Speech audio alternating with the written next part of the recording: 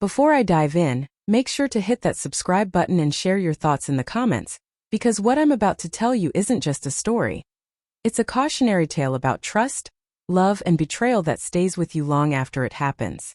It started with a simple dinner invitation. My wife Sarah told me she was going out with her best friend, someone she claimed I'd met a few times at parties. Nothing unusual, at least on the surface. But that night, as she left the apartment, I noticed something off. The way she kissed me goodbye felt rehearsed, almost distant. I chalked it up to her being tired. After all, she had a long week at work. But over the next few days, little things started creeping into my mind, small details that didn't add up. Missed calls she didn't return immediately, sudden silences when her phone buzzed. Once I glanced at her screen by accident, just for a second, and saw a message previewed from someone saved as M. My stomach twisted, but I forced myself to ignore it. Maybe it was a friend. Maybe I was overthinking. The next week she mentioned the dinner again, almost casually, like it was nothing. "Jake's coming with me. You remember him, right?" she said, laughing at a joke he'd texted her. I nodded, smiling, but a pit of unease settled in my chest. Why did she need him there? Why did I feel so excluded from something that was supposed to be harmless? I started noticing more signs. She'd get up in the middle of the night to text.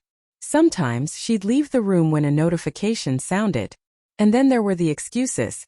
Long meetings, traffic, work calls, always plausible, always timed to coincide with when she said she was with me or away.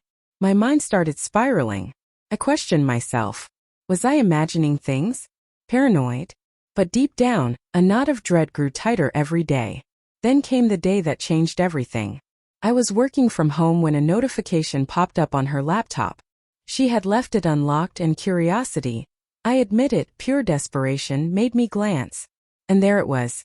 Messages between her and Jake, full of jokes, flirtatious comments, and invitations to meet outside the normal friend boundaries. My hand shook as I scrolled further. There were dinner plans, her claiming she was just going for a catch-up, while Jake's messages suggested something more intimate. The truth hit me like a punch.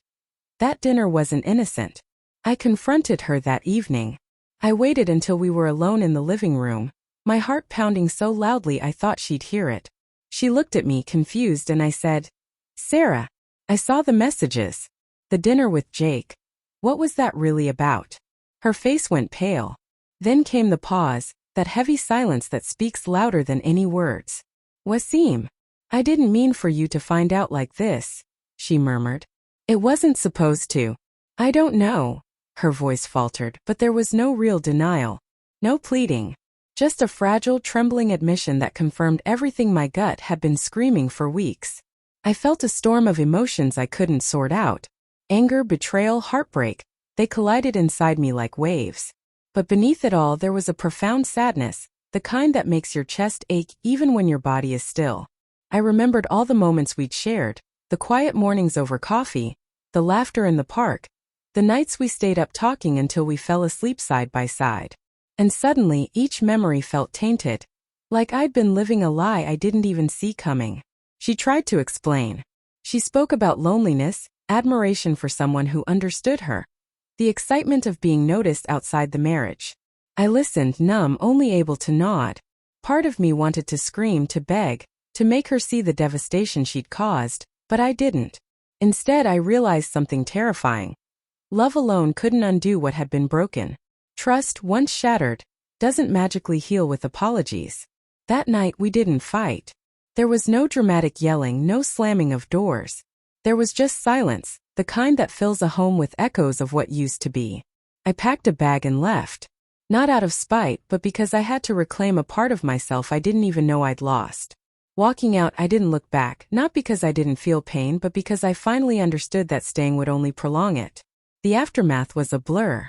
I moved into a small apartment downtown, surrounded by reminders that life goes on even when your heart doesn't want to follow.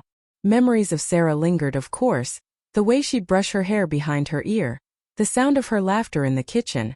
But now, those moments were bittersweet lessons rather than cherished memories. Over time, I learned to forgive myself for staying blind to the signs. I learned to grieve without bitterness, to separate love from betrayal. And eventually, I learned that closure doesn't always come from confrontation or revenge. It comes from understanding your worth and choosing to step forward, even when every step hurts. That dinner with her best friend ended our relationship, but it also taught me something crucial. Love without trust isn't a foundation, it's a fragile illusion. And sometimes the hardest thing isn't confronting betrayal. It's accepting that some chapters must end so a new story can begin. So if you're listening to this now and it stirs a memory, a suspicion, or a fear, you're not alone. Trust your instincts. Guard your heart. And remember, love is beautiful, but it's never worth giving to someone who doesn't respect it as fiercely as you do.